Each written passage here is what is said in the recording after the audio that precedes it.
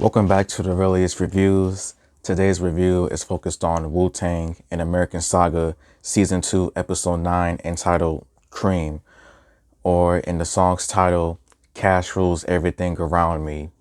And the official synopsis of C.R.E.A.M is, RZA is torn between long-term cash and quick cash as the clan struggles with financial issues. And before I give out my review, please like and subscribe and comment and tell me what I should review next. And I felt like this was a pretty good episode as an important historic milestone happens for the Wu-Tang Clan. So the episode just starts off with just RZA playing with his former alter ego, Prince Joaquin, in a game of chess. And they're just talking about quick cash, long-term cash, the pros and cons that could potentially come with it.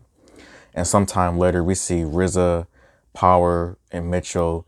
They are talking with a record label about the Wu-Tang potentially coming to their label, as the record label owner gives RZA a pretty nice sword, in my opinion.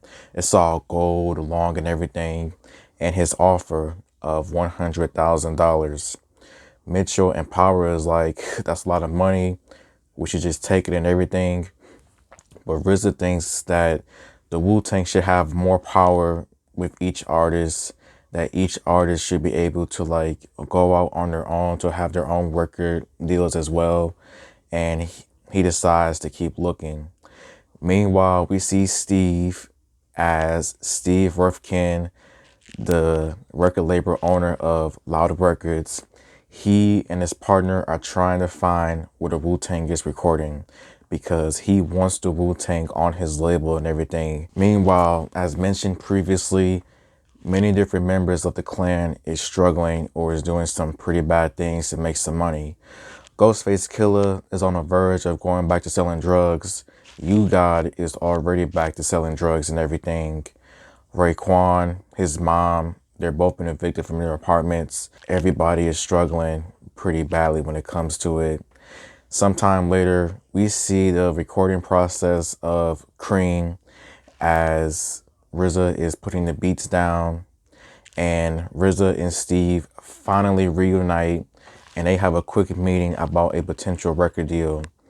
And it doesn't go good, as what he's offering in cash rise and their reputation, it just doesn't sound good, because they're a new label and they haven't really made any noise as of yet, to say the least. Steve tries to talk to the subsidiaries that owns Loud Records, and the owner is not having it. He is not trying to give Loud Records any more money. Mitchell, he is having his own struggles as well, as he has to find some ways to get pay stubs to show that he's actually working and everything, or else he's going back to jail, basically.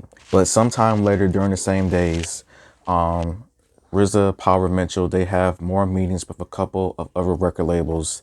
Elektra is talking really good when it comes to money terms, but some of the other things that is required is not really RZA's idea when it comes to how to promote the Wu-Tang and everything. Def Jam, just like Elektra, they're trying to sign every single member as well, but they're not talking the way that RZA likes, as RZA wants everyone to be able to have their own solo deals, have their own time as a solo artist and everything. And neither of the meetings go smooth.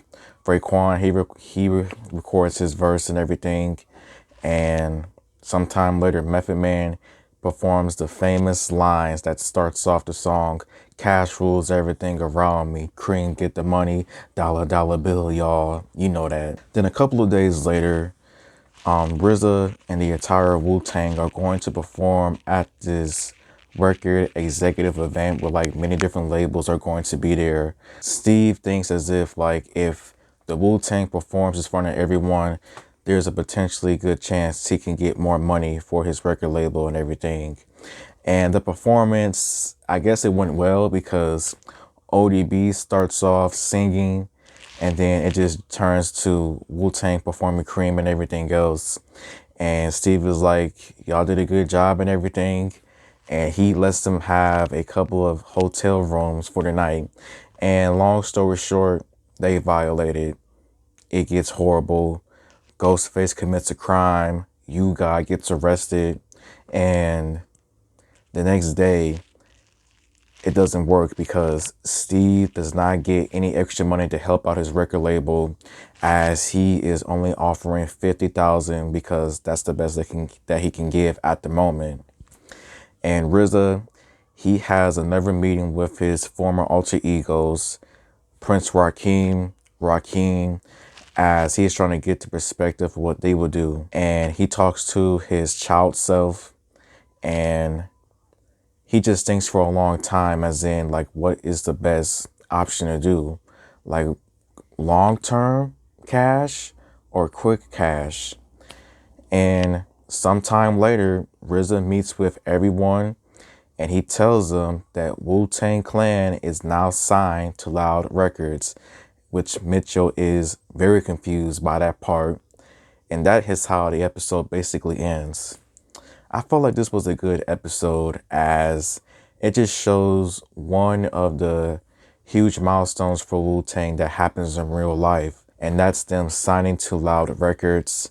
And from here on in, only success is about to happen. I would say some of the things that I enjoyed about this episode was that we get to find out who Steve really is. Steve Rifkind, Loud Records, like, he plays a huge role in helping Wu-Tang out. And I think what's going to happen in the final episode of season 2 is that I think they're going to release their album, because it makes sense.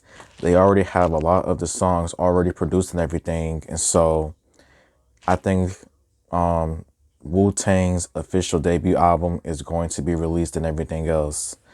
And that is all I probably will have to say about it. But I would say thank you for watching, and until next time, goodbye.